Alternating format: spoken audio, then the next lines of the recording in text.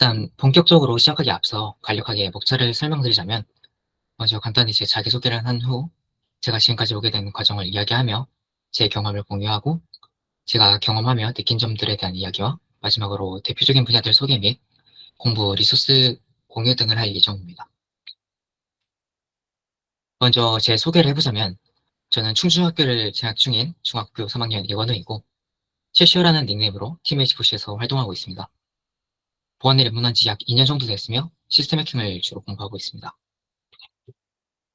또한 간단하게 제 경력을 말씀드리자면, 레이어7 CTF, 히스콘, 화이트 콘테스트, 중부 CTF 등 다양한 대회에 참가하며 좋은 성과를 거두었고, 사이버 가디언즈, 화이트 스쿨 1기 등의 교육을 수료했으며, 최근에 열린 다텍 컨퍼런스에서 안드로이드 커널 취약점 분석에 대한 발표를 진행했습니다. 자기소개는 여기까지 하고, 초등학생이었던 제가 어떻게 보안을 입문하게 되었고, 어떤 과정을 거쳐 지금까지 오게 되었는지 이야기하며 제 경험을 공유해보자 합니다. 제가 이런 공개적인 발표를 잘하는 편은 아니라 준비할 때는 나름 지루하지 않게 짠다고 열심히 짜봤는데 어떨지 잘 모르겠네요. 저는 올해로 만 15살인 09년생으로 해킹해야 하는 분야가 막 대중들에게 알려지고 다양한 콘텐츠가 만들어지던 시기에 제 어린 시절을 보냈습니다. 덕분에 어릴 때부터 유튜브를 통해 어나니머스, 룰즈색 등 다양한 해커 그룹들을 접하고 TV를 통해 정보 보안을 접하며 그때 아이들이 의뢰그랬듯 해킹과 해커에 대한 환상과 동경을 가지며 성장하였습니다. 그러다 초등학교 4학년쯤 유튜브를 통해 배치 파일 바이러스 만들기와 같은 비교적 따라하기 쉬운 영상들을 접하게 되어 조크 바이러스를 따라 만들고 노트북도 한번 날려보며 간단한 CMD 명령어를 배우고 터미널과 컴퓨터를 익혔습니다. 배치 파일을 통해 조크 바이러스를 만들며 마치 영화 속 해커가 된 것 같던 저는 당시 유행하던 NJLS를 시작으로 베일 프레임워크, MS 베놈 등 비교적 고차원적인 해킹 툴에 대해 접하게 되었습니다. 하지만 이미 만들어진 해킹 툴을 쓰는 것은 멋이 덜 난다고 생각한 저는 나만의 해킹 툴을 만들어야겠다고 생각을 했습니다. 마침 저는 당시 학교 방과후에서 배우던 엔트리 파이썬이라는 창을 통해 파이썬이라는 프로그래밍 언어의 존재를 알게 되었기에 이것들을 통해 나만의 해킹 툴을 만들어 보겠다 다짐했습니다. 우연히도 4학년 겨울방학 때쯤 코로나 사태가 발생하며 당시 모든 학교의 등교가 중지되었고 수업이 온라인 클래스로 전환됨에 따라 저는 집에 있는 시간이 많아지게 되었습니다. 학원도 많이 다니지 않았던 덕분에 저는 많은 시간을 컴퓨터에 집중하며 파이썬을 통해 나만의 리버스 쉘을 만들고 칼리 리눅스와 다양한 해킹 툴을 사용해보며 본격적으로 해킹에 대해 접하게 되었습니다. 그렇게 해킹 툴을 갖고 놀며 어느 정도 해킹의 라이프 사이클을 이해하게 된 저는 이제 친구를 해킹해보고 싶었습니다. 하지만 공격을 준비해보니 큰 문제에 부딪히게 되었는데, 이는 다른 타겟들과 달리 친구의 컴퓨터는 공격할 인터넷 서비스가 없었고, 그렇다고 직접 악성 코드를 보내자니 친구는 당연히 이상한 파일을 컴퓨터에 실행시킬 리가 없을 것이라는 점이었습니다. 그렇게 침투 단계부터 막혀 구글링을 통해 방법을 찾아보던 저는 이터널 블루와 같은 원격 코드 실행, 즉 RC의 취약점을 찾아 공격하면 된다는 결론에 도달하게 되었고, 취약점을 찾기 위해선 시스템 해킹을 공부하면 된다는 사실 또한 알게 되었습니다. 생각해보면 지금이야 RC의 취약점을 찾는 것이 얼마나 어려운 것인지 알지만, 무지하고 자신감에 가득 차있던 저는 그걸 몰랐기에 오히려 주저없이 시스템 해킹을 입문할 수 있었습니다. 그렇게 RC의 취약점을 찾아 친구를 해킹해보겠다는 일념을 갖고 시스템 해킹을 공부하는 방법을 찾아보던 저는 슬랭님의 보안 공부 방향을 설명하는 글을 찾게 되었고, 그 글을 통해 C 언어를 배우고 난 후 드림의 커리큘럼을 따라 공부하면 된다는 정보를 알게 되었습니다. 마침 6학년 겨울방학이었던 설아, 방학을 틈타 빠르게 C 언어 기초를 배우고 드림의 시스템 해킹 로드맵을 시작하며 본격적으로 보안을 입문하게 되었습니다. 생각해보면 지금은 자율학기제로 바뀌었지만 제가 1학년을 보낼 때에는 운 좋게도 자율학년제를 운영하던 덕분에 시험 대비 없이 1학년 내내 보안 공부에만 집중할 수 있었던 것 같습니다. 이러한 점에서 일찍 보안에 입문해서 가장 좋았던 점은 비교적 시간이 많았다는 점이었던 것 같습니다. 어쨌든 막상 입문하여 배워보니 시스템 해킹이 적성에 맞았던 것인지 프로그램을 해킹해 마치 다시 코드를 짠 것처럼 프로그램의 목적과 전혀 다른 동작을 할 수 있다는 점에 매료되어 열심히 취약점을 찾아 친구를 해킹하겠다는 목표는 자연스럽게 있고, 그저 해킹 문제를 푸는 집으로 하나둘씩 시스템 해킹의 기초를 배워 나왔습니다. 그러다 오픈 채팅방의 스터디팀 모집을 통해 타 청소년 보안인분들을 만나게 되며 본격적으로 보안 커뮤니티에도 발을 들이게 되었습니다. 혼자 공부하다 다른 분들과 소통을 하게 되자 다양한 대회들과 진로, 인맥 등 많은 정보를 받아들이게 되었고 자연스럽게 다양한 기회 또한 열리게 되었습니다. 마침 국정원에서 주최하는 충청권 청소년 해킹 방어 대회가 며칠 뒤에 있었기에 스터디 팀에서 만난 보안인의 추천으로 한번 대회에 참가해보게 되었습니다.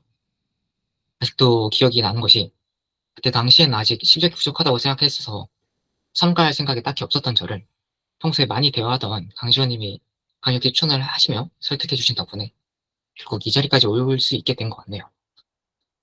진짜 이 자리를 빌어 다시 감사의 말씀을 드리고 싶습니다. 그렇게 대회를 참가하면서도 수상은커녕 순위권에 들 거라 기대도 하지 않았던 저는 운이 좋게도 4등을 하며 첫 CTF에서 장려상을 수상하게 되었습니다. 지금 생각해보면 운이 좋았던 것이 해당 대회가 매우 드물게 개최되었기도 했고 충청권과 청소년 대상이라는 제안 덕분에 아슬아슬하게 수상권에 진입을 할 수 있었던 데다 국정원 개최 대회다 보니 성과에 비해서 메이저 대회 수준의 상당히 화려한 수상식을 했었습니다. 덕분에 첫 CTF에서 국정원 직원분을 만나 음료수 얻어 마시고 단상 위에서 수상을 하며 장려상 상품으로 갤럭시 워치를 받는 등 평생 제가 경험할 거라 생각하지도 못했던 일들을 단 몇 시간 안에 경험을 하게 되며 잊지 못할 추억을 남긴 저는 엄청난 성취감을 느끼며 진로를 정보보안으로 확고히 정하게 되었습니다. 그렇게 엄청난 동기를 부여받은 저는 1학년 내내 집에 오면 드림의 강의를 듣고 이를 개인 블로그에 기록하며 공부하였고 덕분에 같은 해에 개최되었던 레이어7 CTF, 히스콘 등의 중등부 대회에서도 수상을 하며 자신감이 수직 상승하였습니다. 또한 대회를 참가하면서 시스템 해킹 지식만으로는 CTF 수상하기 어렵다고 느낀 저는 해킹 공부의 필요성을 느끼며 자료들을 찾기 시작했습니다. 그러다 현재 제 소속팀인 팀H4C에서 진행하는 스터디 그룹인 빠공팟에서 웹해킹 트랙을 모집한다는 소식을 듣게 되었고 저는 빠공팟을 통해 웹해킹 교육을 이수한다면 실력 향상에 큰 도움이 될 거라 생각하여 지원을 하였습니다. 지금까지 공부하며 개인 블로그에 기록했던 것들과 함께 자소서를 제출하며 좋은 결과가 오길 기대를 하였고 다행히 그동안 열심히 공부해왔던 일정을 좋게 봐주셨던 것인지 저는 면접 단계까지 오게 되며 마침내 팀HFC 팀장이신 김주환 팀장님과 1대1 면접을 보게 되었습니다. 사실 태어나서 처음 보는 면접이었기 때문에 매우 긴장한 상태로 있던 저는 뜻밖에도 빠공팟 면접이 아닌 팀HFC 면접을 봐보는 것이 어떻겠냐는 팀장님의 제안을 받게 되었습니다. 그때 당시에도 팀HFC는 매우 유명한 대형팀이었던 터라 이런 팀에 소속될 수 있는 기회가 갑자기 찾아오니 얼떨떨하기도 했고 기뻤던 저는 이에 바로 응하여 팀HFC 면접을 보게 되었고 그 결과 감사하게도 팀에 입단할 수 있게 되었습니다. 네, 팀HFC에서 활동하던 저는 CC라는 국정원 주최 대회가 다가오던 어느 날 같은 팀 소속의 청소년 리버서이셨던 김인찬님의 제안을 받고 대회팀에 참가를 하여 CC를 나가게 되었습니다. 예선까지는 시스템 해킹 문제 하나를 풀며 3등이라는 우수한 성적으로 본선에 진출할 수 있게 되었지만 드림의 로드맵을 따라 기본적인 공격 기법만 익혔던 제게 CC 본선의 문제는 매우 어려웠습니다. 이로 인해 아쉽게 수상을 놓치게 되며 저는 처음으로 실패를 겪게 되었습니다. 더군다나 내 분야의 문제를 하나도 풀지 못하였고 만약 내가 내 분야의 문제를 풀었었다면 결과가 달랐을 수도 있을 거란 생각에 팀에 들어온 지 얼마 되지 않았던 저를 믿고 팀에 껴줬던 팀원들께 죄송한 마음과 좌절감이 들었었습니다. 하지만 그렇게 오히려 거품없이 내 객관적인 수준을 평가하는 눈을 가질 수 있었고 다음에 나를 믿어주고 같이 대회를 나가게 될 팀원들에게는 적어도 나를 믿어준 만큼 실망시키지 말자는 마인드로 더 열심히 공부할 수 있었습니다. 그 결과 점진적으로 실력이 향상되면서 비록 메이저 CTF는 아니지만 중부대학교가 주최하는 대회에서 제 분야 문제를 모두 풀고 전체 4위라는 성적으로 수상을 하며 한 단계 성장을 하였습니다. 그렇게 대회도 나가고 화이트해스쿨 교육도 이수하며 꾸준히 공부하던 저는 오늘 팀장님께 얼마 전 개최되었던 닥터 컨퍼런스에서 주니어 세션으로 발표해보는 것이 어떻겠냐는 제안을 받게 되었습니다. 하지만 이렇게 큰 자리에서 발표를 해본 경험도 없었고 나 정도가 발표해도 되는 자리인가 싶어 고민하였지만 내가 살면서 이런 자리에서 발표를 해볼 기회가 얼마나 있을까 싶기도 했고 그런 기회를 팀장님이 제안을 해주셨으니 이번 기회에 이런 경험을 해보는 것도 좋지 않겠나 생각이 들어 제안을 수락하였습니다. 마침 화이트 스쿨에서 리눅스 커널 취약점 분석을 주제로 프로젝트를 마친 지 얼마 되지 않았기 때문에 프로젝트 기간 동안 배웠던 것을 살려 평소에 관심 있었던 안드로이드 커널 취약점 분석을 주제로 발표를 준비하게 되었습니다. 물론 프로젝트에서 한 리눅스 커널 분석과는 다른 부분이 꽤 있었기 때문에 혼자 해외 리포트를 찾아보며 새롭게 배워야 되는 부분도 많았고, 처음 해보는 발표이기에 PPT 디자인은 어떻게 해야 하는지, 대본은 어떻게 짜야 되는지부터 시선 처리는 어떻게 해야 되는 건지, 복장은 어떤 걸 입어야 되는지 모르는 것이 많았지만 팀 생활을 하고 화이트스쿨 교육을 들으며 만난 다양한 인연들 덕분에 많은 도움을 받아 나름 성공적으로 발표를 준비하고 끝마칠 수 있었습니다. 그리고 이번엔 팀장님께 또 다른 발표를 제안받아 이 자리에 서 있게 되었네요. 여기까지가 짧다면 짧을 제 2년간의 경험이었습니다. 요즘엔 입문자분들은 제 이야기를 듣고 완전 다른 세상 이야기처럼 들릴 수도 있습니다. 제 입으로 말하기 민망하지만 어쩌면 천부적인 재능이 있다고 생각하실 수도 있습니다. 하지만 저는 그저 평범한 공부년생 재민이고 한 번보면 모든 것을 배우는 엄청난 기억력이나 수학적 사고력과 같은 재능이 있지도 않습니다. 다만 제가 이런 길을 걷게 된 것은 그저 시작을 위한 한 걸음이 있었기 때문입니다. 한번 발을 내딛자 해킹이 제 일상의 일부가 되었고 인연들이 생기자 가만히만 있어도 열심히 해야 되는 이유가 생겨났으며 그 이유들이 제 원동력이 되어 처음엔 내 순수한 의지만으로 해야 했던 일들이 이제는 관성처럼 자연스럽게 하는 일이 되었습니다. 그렇기에 입문에 부담감을 느끼며 시작하기를 망설이는 모두에게 한번 발을 내딛어 보길 격려를 해보고 싶습니다. 그리하여 이번엔 좀 더 자세히 제가 2년간의 경험 동안 무엇을 느끼고 배웠는지 말씀드리려고 합니다. 첫째는 찾아온 기회를 다음을 기약하며 넘기지 말자는 것입니다. 앞에서 들으셨다시피 제가 이 자리까지 오는 데 지대한 영향을 미친 체크포인트들은 대부분 우연히 찾아온 기회나 행운이었습니다. 하지만 그저 운이 좋았던 것만은 아니었습니다. 그 우연히 찾아온 기회를 잡고 행운이 있게 한 것은 모든 일에 적극적으로 참여했었기 때문이라고 생각합니다. 또한 둘째로 완벽하고 이상적인 계획은 존재하지 않는다는 점입니다. 만약 단순히 귀찮아서 나와 관련이 없는 일이라 생각해서 수의 그룹 모집에 참여하지 않았다면 아직 실력이 부족하다는 이유로 내 이상적인 계획, 단계에 맞지 않아 다음 연도를 기약하며 대회 참가를 미뤘었다면 저는 수상식을 경험해보지도 못한 채 흥미가 식어 얼마 가지 않아 포기했을지도 모르는 일입니다. 만일 제가 자리가 부담스러워서 아직 내가 있을 자리가 아닌 것 같다는 이유로 다텍 컨퍼런스에서 발표를 하지 않았더라면 제가 이 자리에 존재할 수 있었을까요? 계획은 상황에 따라 유동적으로 변하지 않는 상수입니다. 계획이 상황 따라 마구 변한다면 그건 더 이상 계획이라 볼 수 없겠죠. 하지만 세상은 매 순간마다 변화하며 예측하기가 불가능한 난수 생성기 그 자체입니다. 그렇게 예측할 수 없는 난수에 바다인 세상에서 나만의 이상적인 계획대로 움직이는 것은 매우 어렵고 좋은 방법도 아닙니다. 오히려 우연히 찾아오는 귀중한 기회들을 모두 놓치게 될 것입니다. 그렇기에 기회가 찾아온다면, 흥미가 생겼다면 그것을 바로 시작하는 것이 좋습니다. 성공을 하든 실패를 하든 모든 도전은 새로운 경험이 될 것이고 여러분들은 어느 방향으로든 한 단계 더 발전시켜 줄 것입니다. 같은 맥락에서 셋째는 그렇기에 컴퓨터 지식을 학습하는 것이라면 무엇이든 해도 좋다는 것입니다. 보안 공부는 직선으로 이루어진 간단한 길이 아닌 다양한 요소들이 서로 얽히고 설켜 있는 상호 의존적인 형태에 가깝습니다. 보안 분야에 따라 길이 명확히 나눠지지도 않고 모든 요소들이 유기적으로 연결되어 서로가 서로의 개념이 됩니다. 이는 해킹이 컴퓨터 지식을 바탕으로 한 일종의 응용 학문이기 때문이죠. 컴퓨터에 대한 폭넓고 다양한 지식을 기반으로 쌓아올리는 학문인 것입니다. 그렇기에 컴퓨터 지식을 응용하여 목적을 달성한다는 점에서 해커는 개발자나 여타 다른 IT 관련 직종과 크게 다르지 않습니다. 해킹은 학습한 컴퓨터 지식을 다른 각도에서 바라보는 것일 뿐 본질은 크게 다르지 않습니다. 그렇기에 그 어떤 튜토리얼을 들어도 좋고 끝내지 못할 프로젝트를 해도 좋으며 쓸모없어 보이는 삽질을 해도 좋습니다. 그것이 컴퓨터와 관련된 것이라면 여러분들이 무엇을 하든 무의미한 행동이 아닐 것입니다. 오히려 이들은 시간을 투자하며 얻은 컴퓨터에 대한 폭넓고 다양한 경험이 될 것입니다. 그리고 그것들이 모이면 쓸만한 지식들이 되는 거죠. 마지막으로 넷째는 그렇게 시간이 엄청나게 걸릴 것입니다. 그러니 컴퓨터에 대해 배우는 것을 즐겨야 합니다. 언어를 배우는 것을 즐기고 굴링하며 문제를 해결해 나가는 것을 즐기면 그것 자체가 동기가 되고 영감이 될 것입니다. 그리고 장담컨대 여러분들이 무엇인가에 호기심을 갖고 꾸준히 오랜 시간 동안 그것을 깊이 있게 바라온다면 여러분들은 수년 안에 여러분들이 목표했던 그곳에 혹은 그 이상에 다다를 것입니다.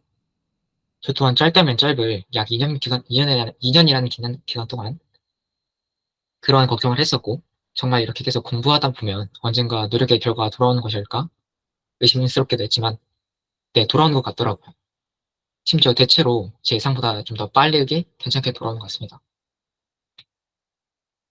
그러니 내가 투자했던 시간들이 헛된 것은 아닐까 조바심 내고 걱정하시지 않으셔도 됩니다. 항상 그렇듯 절대 삽질은 배신하지 않습니다. 참 길고 두서없이 말한 것 같은데요.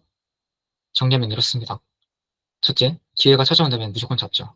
둘째, 완벽하고 이상적인 계획은 존재하지 않는다. 셋째, 컴퓨터 지식을 학습하는 것이라면 무엇을 해도 좋다. 넷째, 시간이 엄청나게 걸리겠지만 투자한 시간만큼 결과는 무조건 돌아온다. 그러니 인내심을 가지며 컴퓨터에 대해 배우는 것을 즐기죠. 또는 어쩌면 추상적이기도 하고 지극히 주관적인 내용이다 보니 여러분들과 잘 맞지 않거나 동의하지 않을 내용들이 있을 수도 있습니다. 저는 비교적 시간이 많고 자유로운 초중학생이었기 때문에 당장 취업을 준비하시는 분들과는 공감할 만한 점이 많이 없을 수도 있겠습니다. 하지만 한 가지 아이디어라도 아니면 동기부여라도 얻어가실 수 있다면 참 좋을 것 같습니다. 또한 그래서 이번엔 그런 분들도 좀 더 많은 것을 얻어갈 수 있도록 입문하는데 더 실용적인 내용들을 이야기해 드리려 합니다. 입문자를 위한 발표인 만큼 먼저 가장 기본되는 분야들을 소개시켜 드리겠습니다. 첫 번째 분야는 시스템 해킹입니다. 본업을 익스플로이트 개발이라고도 불리는데요. 소프트웨어의 취약점을 발견하고 활용하는 데 초점을 맞춘 분야입니다. 입문하기 위한 최소한의 배경 지식은 C, 특히 포인터와 같은 메모리 부분과 기초적인 파이썬 문법이라고 생각합니다.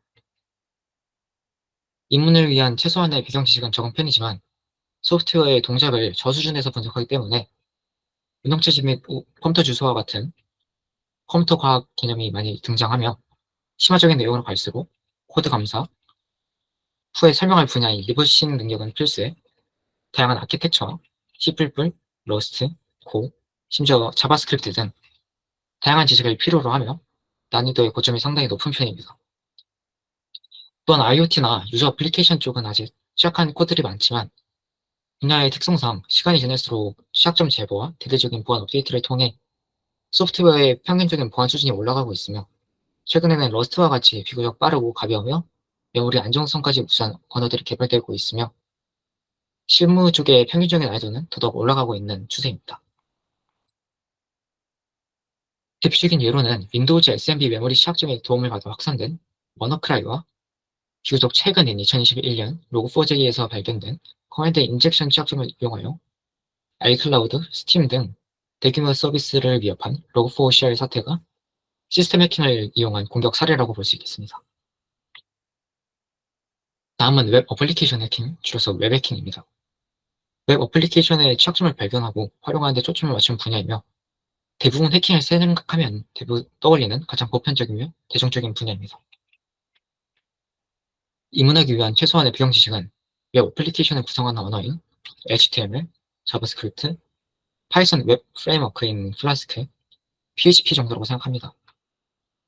입문하기 위해서 배워야 할 언어가 꽤 있지만 기초적인 내용에서는 시스템 해킹에 비해 공격 시나리오가 단순하고 저수준의 분석을 필요로 하지 않기 때문에 진입 장벽이 낮은 편입니다. 하지만 심화적인 내용으로 갈수록 풍부한 웹 개발 경험과 추론 능력 및 프로그래밍 언어의 문법에 대한 깊은 이해를 필요로 하여 절대 쉬운 분야라고 할 수 없습니다. 시스템 해킹에 비해 개발자가 직접적으로 보안에 신경 써야 되는 부분이 많기 때문에 기술적인 공격 기법이 현재도 많은 웹사이트에서 통할 정도로 취약한 대상이 많으며 공격 기법 또한 매우 다양합니다. 그렇기에 국내외를 통틀어 보안 시장의 많은 부분을 차지하고 있으며 많은 실무자들이 앞에서 설명한 이유로 시스템 해킹 인력이 다소 줄어들 것으로 예상과 동시에 웹 어플리케이션 해킹이 미래 보안 산업의 주력 중 하나가 될 것으로 예상하고 있습니다. 대표적인 예로는 2023년 있었던 중국 해킹 단체 샤오치인의 공격이 있으며 해당 공격에는 고전적인 해킹 수법인 SQL 인젝션과 개발자의 부주의를 이용한 기존 정보 탈취, 보안 업데이트가 되지 않은 서버를 이용한 알려진 취약점 악용 등이 이용되었습니다. 다음은 리버스 엔지니어링, 줄여서 리버싱입니다. 소프트웨어를 분석하여 소프트웨어의 동작 과정을 분석하는 분야이며 이 때문에 시스템 해킹, 모바일 해킹 등 여러 분야에서 목적을 위한 수단의 느낌으로 많이 사용되는 편입니다. 입문하기 위한 최소한의 배경 지식은 C라고 생각합니다. 입문하기 위한 최소한의 배경 지식은 가장 적지만 이는 대부분의 리버스 엔지니어링 입문 도서와 강의에서 나머지 대부분의 배경 지식을 가리키기 때문이며 실제로 입문하여 배우게 되는 배경 지식들은 상당히 많고 난이도 있는 편입니다.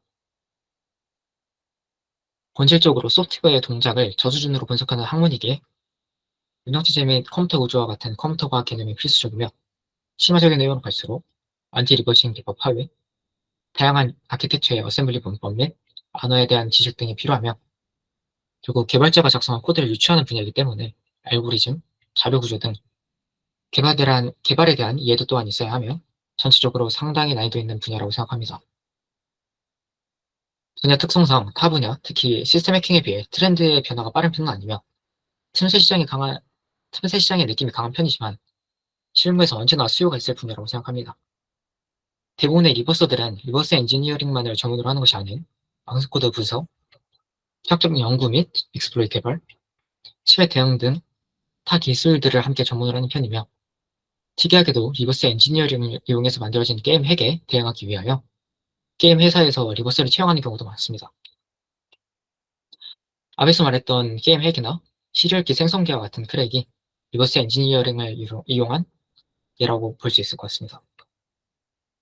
이외에도 암호 과정 속 취약점을 분석하거나 암호화 알고리즘 자체를 연구하는 분야인 암호학, 디지털 증거물을 채집 및 분석하여 수사에 활용한 디지털 포렌식, 모바일 어플리케이션의 취약점을 발견하고 활용하는 분야인 모바일 해킹 등 그 외에 살 수 없이 많은 분야가 존재하기에 시간 관계상 이번 자리에서 소개하지 못한 분야들도 나중에 한번 찾아보시고 이왕이면 측면까지 해보시면 적성에 맞는 분야를 찾아보시면 좋을 것 같습니다. 마지막으로 보안 입문을 하며 해킹을 공부할 때 도움이 될 리소스들을 추천하며 발표를 마무리하도록 하겠습니다. 첫째는 강의입니다. 인프론, 유데미 등 다양한 강의 사이트들이 있고 이들 모두 훌륭한 강의들을 갖고 있으나 이번 시간엔 특히 드림액을 소개시켜드리고 싶습니다.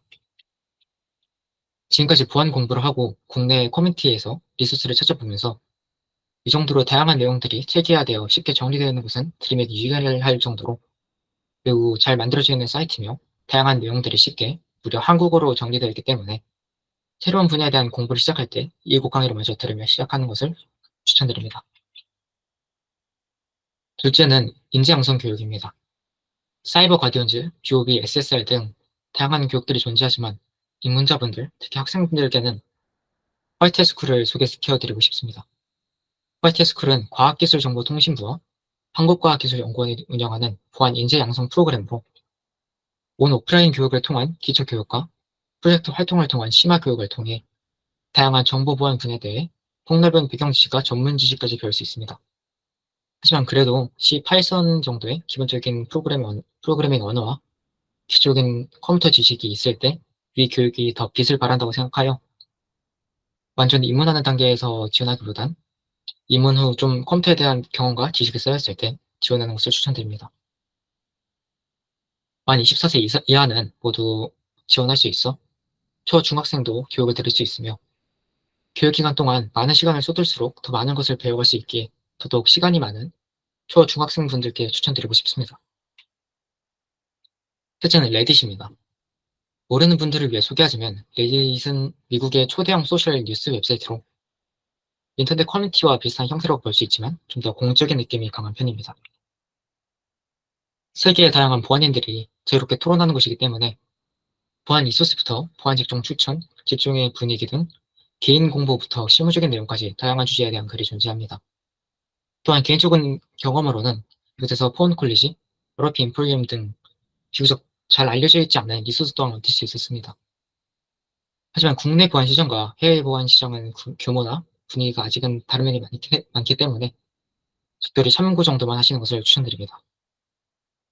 이외에도 다른 곳에서 쉽게 접할 수 없는 내용들은 갖은 개인 블로그나 유튜브 채널도 많기 때문에 구글링을 통해 원하는 내용의 자료들을 적극적으로 찾아보시는 것이 가장 이상적인 형태가 되겠습니다.